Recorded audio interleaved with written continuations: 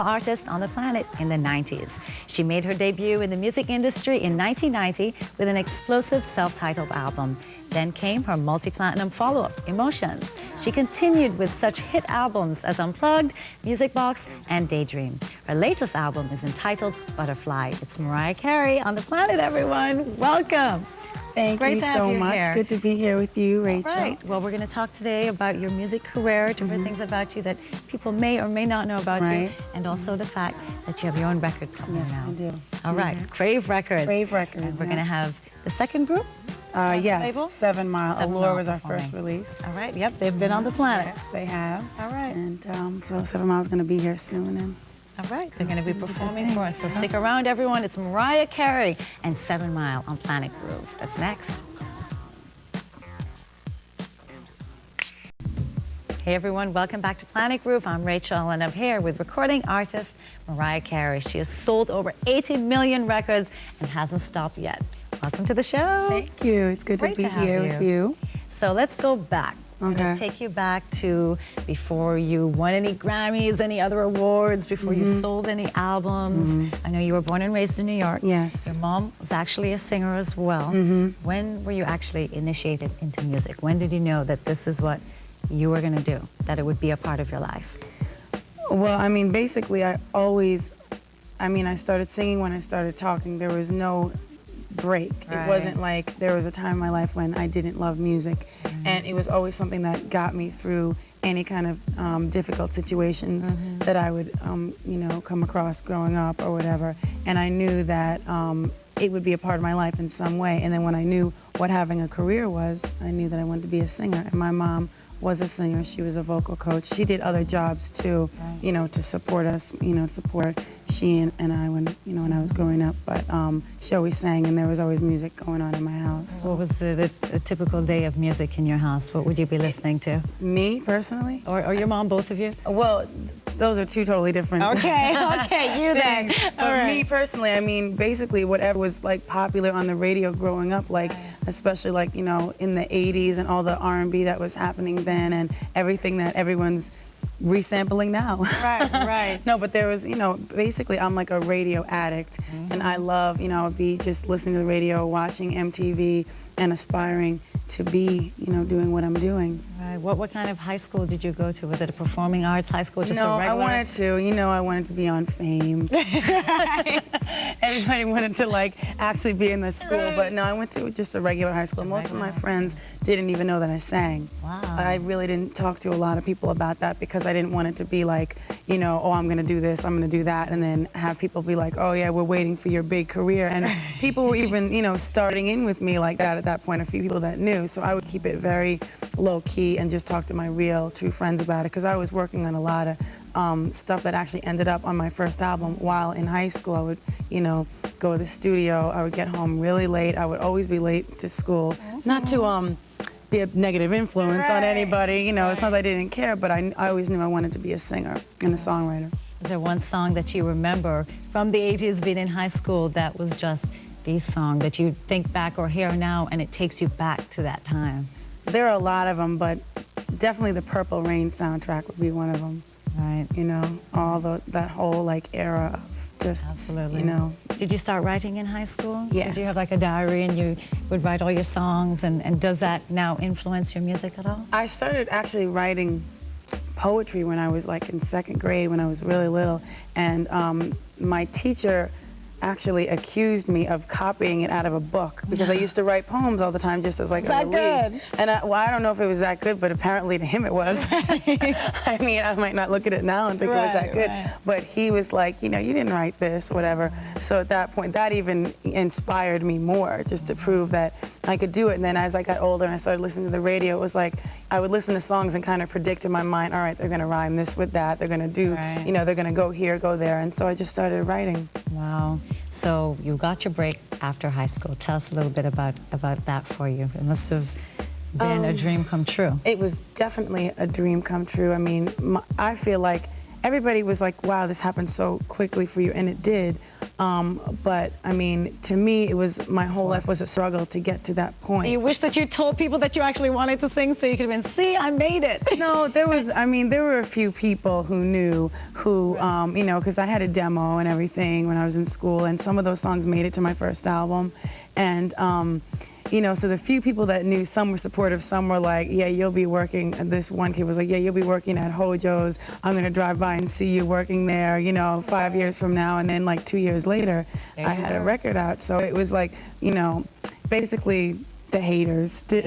Right. And I didn't want to play into it. But I don't know, the main thing is just that I've always been focused, and that's how I've stayed grounded and stayed, you know, where I am. I think it's because I've been able to be focused enough to keep going in and make album after album, which has been hard because most people haven't had as many albums out as I have who've been out as that longevity longer. It's hard. It's really hard. Was your mom very supportive in this time? Because you really got your big break early, you know, and it was such a whirlwind of events that happened for you. Yeah. You know, was the support there? Had she always been supportive of that for you? My mother was always very supportive of my singing and of my dream. And a lot of people's parents, you know, sometimes people's parents tend to want to protect their children. So they'll say, you know, look, it's 1 in a million, maybe you should go into this or that area. But I have to say that if... Fall back. Right. And I did have something to fall back on. I took a little beauty school. All right. I did.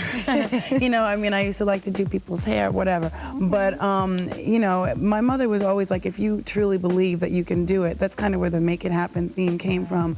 And like songs like Hero and things like that.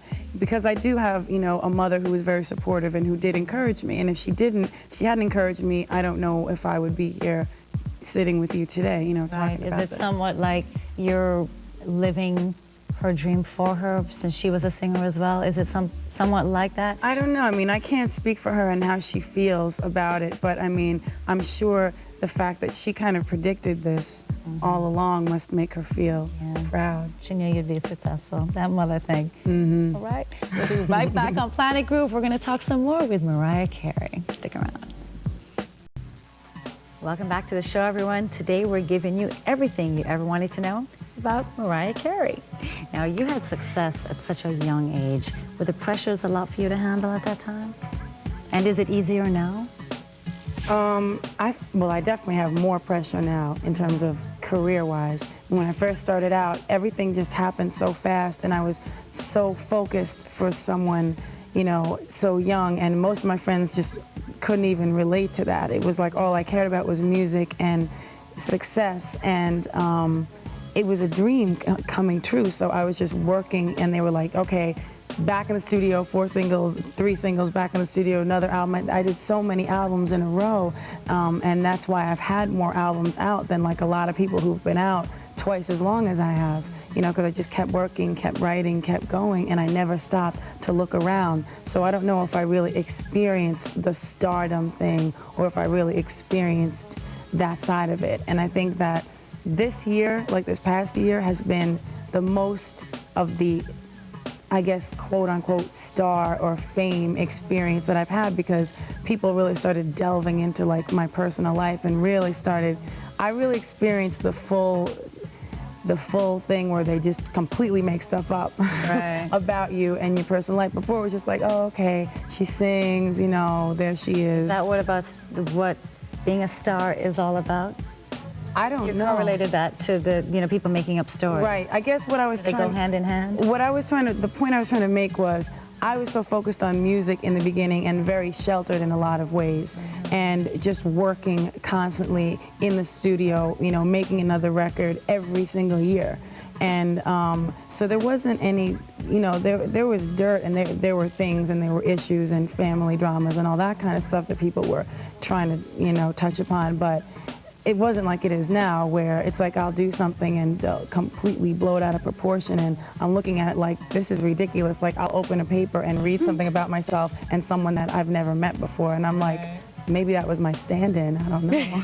Do you feel that opening yourself up to the press and to people and to doing more and letting people find out more about who you are, do you think that just opens yourself up to more negativity? Or do you think it's necessary to get that star quality or whatever for people to know more about you?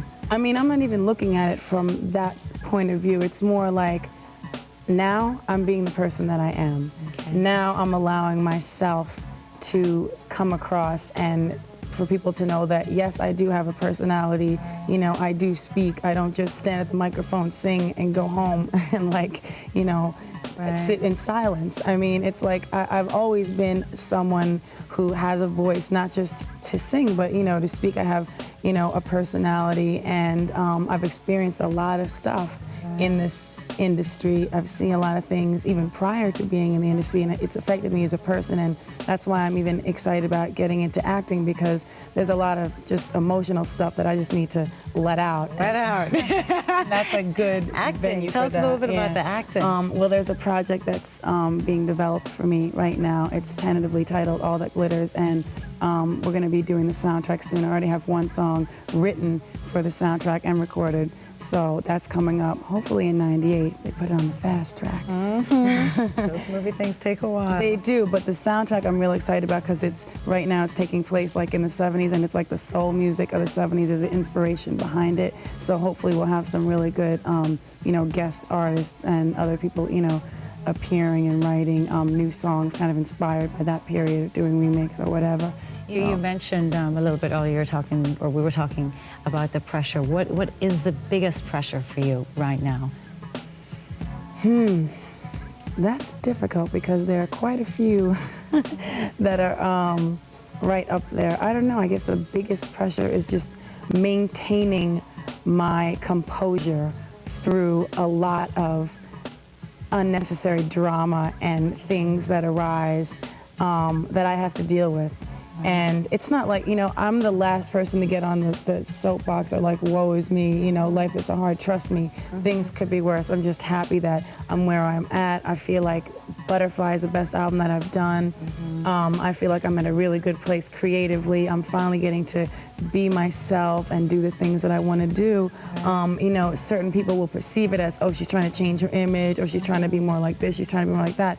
And the fact of the matter is, I'm just finally getting to be you. Yeah, getting to be me, and that's a good place to be. So if with that comes drama and unnecessary things, then that's what it has to be. You know, you have to go through something to get something, so. Well, when we come back, we're going to find out who me is. All right? Who is Mariah Carey? That's next on Planet Group. Stick around.